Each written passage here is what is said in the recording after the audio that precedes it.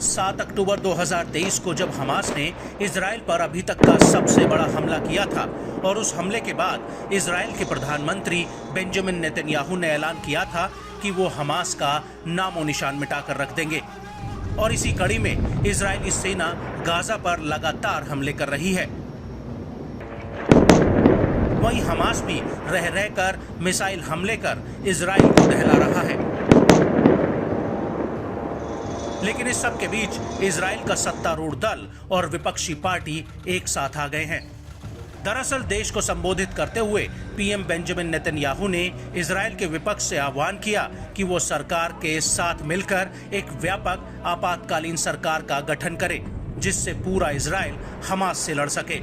और अब नेतन्याहू के आह्वान पर इजराइल में एक नई आपातकालीन सरकार का गठन हुआ है, जिसमें इजराइल की मुख्य विपक्षी पार्टी के नेता बेनी गैंट्स शामिल हो गए हैं। और इस आपातकालीन बैठक में हमास द्वारा इजरायलियों पर किए गए अमानवीय व्यवहार और बर्बरता के कारण पृथ्वी से हमास का नामो निशान मिटाने का आह्वान किया गया है। इजराइल के नागरिकों, आज शाम हमने राष्ट्रीय आपातकालीन सरकार की स्थापना की है। इजराइल के लोग एकजुट हैं, आज सरकार एकजुट है। हम क्रूर शत्रु से लड़ रहे हैं जो IS से भी बदतर है। हमने लड़कियों और लड़कों के सिर में गोलियां मारते हुए देखा, पुरुष और महिलाओं को जिंदा जलाया गया, युवा महिलाओं का बलात्कार हुआ है, सैनिकों के सिर काट दिए गए। और मैं यहाँ पर सभी इजरायलियों से कह रहा हूँ कि हम इस हमास और मैं यहाँ पर सभी से कह रहा हूँ कि हम इस हमास को खत्म कर देंगे। IS गाजा को दुनिया के नक्शे से मिटा देंगे। इसका अस्तित्व खत्म हो जाएगा।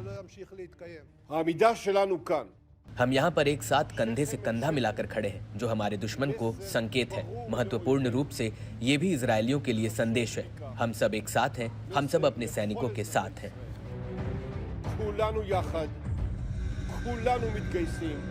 आपको बता दें कि इजराइल की इस आपातकालीन सरकार में गाजा से लड़ाई के दौरान युद्ध के अलावा किसी नीति या कानून पर बातचीत या चर्चा नहीं होगी।